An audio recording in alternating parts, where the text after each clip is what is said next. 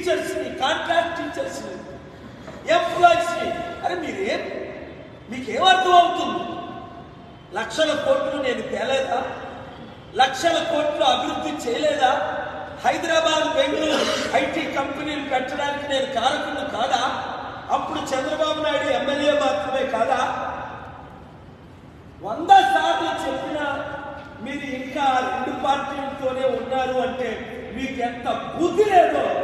ఒరే యువతి యువకులారా, రండి. మళ్ళా ఇంకొక ఆయన ఏదో ఇంకో పార్టీ పెడుతున్నాడు ఆర్ఎస్ఎస్ తరఫు, జై భారత్ పార్టీ అని. ఈ పనికి మాలిన ఆర్ఎస్ఎస్ పార్టీలో మీరు చేరకండి. ఆర్ఎస్ఎస్, బజరంగ దళ్, విశ్వ హిందూ పరిషత్, బీజేపీయే మన రాష్ట్రాన్ని సర్వనాశనం చేసింది. తమ్ముడికి చెప్పాను, జేడీ లక్ష్మణ్ చాలా మంచి మనసు. నన్ను 1000 కోట్ల రూపాయలు అడిగాడు వాళ్ళ టీంతో ఉంటుండగా. అవసరం లేదు తమ్ముడు, 1000 కోట్ల రూపాయలు అవసరం లేదు. అలాగైతే నేను పార్టీ పెడతాను. ఎవరు 1000 కోట్ల రూపాయలు ఇస్తే నువ్వు పార్టీ పెడతావా? ఆ పార్టీలో కలవడమా? ఓట్లు పడతాయా? లోక్సత్తా పార్టీ కంటే పెద్ద పార్టీ ఉందా? జయప్రకాష్ నారాయణ గారి కంటే జేడీ లక్ష్మీనారాయణ తెలివైనోడా? 100 రెట్లు బెటర్ జయప్రకాష్ నారాయణ గారు. అలాంటి ఆయనే పార్టీ పెట్టి 2900 పార్టీలాగా ప్యాకేజీలు క్లోజ్ అయిపోయి, షర్మిల లాంటిదే 1,20,000 కోట్లు ఆస్తున్న వైఎస్ రాజశేఖర రెడ్డి కూతురు షర్మిలయే పార్టీ పెట్టి తెలంగాణలో ఒక్క క్యాండిడేట్ నిలబెట్టలేకపోయారే.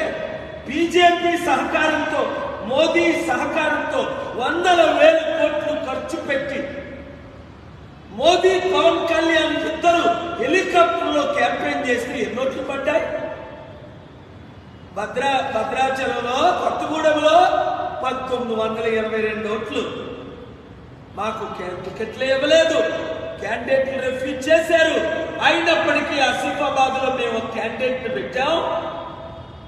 నాయకుని గూగుల్ చేసి చూసుకోండి ప్రజాశాలు. నేను వెళ్ళలేదు, ఆయన పేరు ఎవరికి తెలీదు. 2522 ఓట్లు వచ్చాయి. 100 రెట్లు బెటర్ అని పవన్ కళ్యాణ్ బీజేపీ కంటే ప్రజాశాంతి పార్టీ రుజువైపోయింది తెలంగాణలో.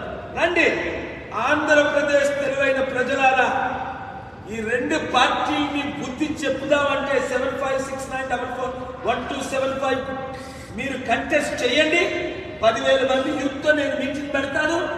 ఆ 10,000 మంది యూత్ ప్రతి గ్రామంలో 120 గ్రామాలు ఉంటే ఒక నియోజకవర్గానికి గ్రామ కోఆర్డినేటర్లు పెట్టి, బూత్ కమిటీ లీడర్లు పెట్టి, కేజ్రీవాల్ ఏ విధంగా ఢిల్లీలో, పంజాబ్లో చిత్తుగా బీజేపీని, కాంగ్రెస్ ను ఓడించాడు, ఇక్కడ మనం వైఎస్ఆర్సీపీని, టీడీపీని చిత్తుగా ఓడిద్దాం, రక్షించుకుందాం, అప్పులు తీర్చుకుందాం, అభివృద్ధి చేసుకుందాం. హరిరామ జోగే లాంటి పెద్దలు మాటలు మనం విందాం, వాటిని గౌరవిద్దాం. దాదాపు 90 సంవత్సరాల వయసు.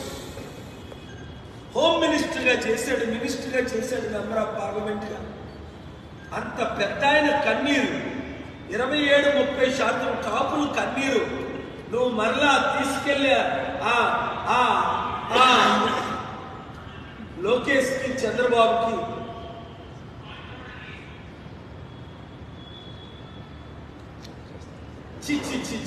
మందకృష్ణ మాదిగ అమ్ముడు పోయాడు. తెలంగాణలో మాదిగలు ఓటేశారా? మోదీకి గెలిపించారా? 50 సీట్లు వస్తాయని అందరూ అనుకున్నారు. నేనన్నా 5 నుంచి 10 సీట్లు రావడమే కష్టం అని. బొట్టాబొట్టిగా 8 సీట్లు వచ్చాయి. ఎవడింటాడు మందకృష్ణ మాదిగ మాటలు? పవన్ కళ్యాణ్కి 1% ఓట్లు లేదని తెలంగాణలో తేలిపోలేదా? 2 లక్షల ఓట్లు పడితే కొత్తగూడెంలో 2000 ఓట్లు రాలేదంటే అర్థమేంటి? 100కి 1 ఓటే. ప్రజలు మనతో ఉన్నారు. ఎందుకు? మనం అమ్ముడుకోలేదు, నీతి నిజాయితీగా ఉన్నాం, కన్నీరు తొడవగలం, ఉచిత విద్య వైద్యం ఇవ్వగలం, ప్రతి నిరుద్యోగికి ఉద్యోగం ఇవ్వగలం. మీ ఇష్టం. కష్టపడతారా? ఒక్కొక్కరు 100 మంది 1000 మందికి చెప్పండి. 100 రోజులు టైం ఉంది. ప్రజాశాంతి పార్టీని గెలిపించుకోండి. బీసీ ఎస్సీ ఎస్టీలందరూ ఏకం కండి, లేదా వాళ్ళు అమ్ముడు పోయారని వాళ్ళతో పాటు మీరు స్టీల్ ప్లాంట్ పోతే ఎవరికి నష్టం? 2 లక్షల కుటుంబాలు, ఈ 26 మంది అందులో 4 అమ్ముడు పోయారట, వాళ్ళకి కాదు కదా, వాళ్ళకి 100 కోట్లు 1000 కోట్లు వస్తున్నాయి. అందుకనే చిత్తశుద్ధి ఉంటే టీడీపీ ఎమ్మెల్యే ఎంపీలు, బీజేపీ ఎమ్మెల్యే ఎంపీలు, కాంగ్రెస్ తెలంగాణ ఎమ్మెల్యే ఎంపీలు, ఎక్కడున్న ఆంధ్రప్రదేశ్ వైఎస్ఆర్సీపీ ఎమ్మెల్యే ఎంపీలు 5 రోజుల్లో ఈ జిందాల్ అగ్రిమెంట్ క్యాన్సిల్ చేసి ఆ బట్ని కానీ సస్పెండ్ చేయకపోతే సీఎండీని ఎక్కడ ధర్నా చేద్దామో చెప్పండి. లేదు మేము అమ్ముడుపోయాం, మేము ధర్నాలు చెయ్యం, మాకు మోదీ అంటే భయం అంటే ప్రజలారా మీరు అర్థం చేసుకోండి. Thank you very much.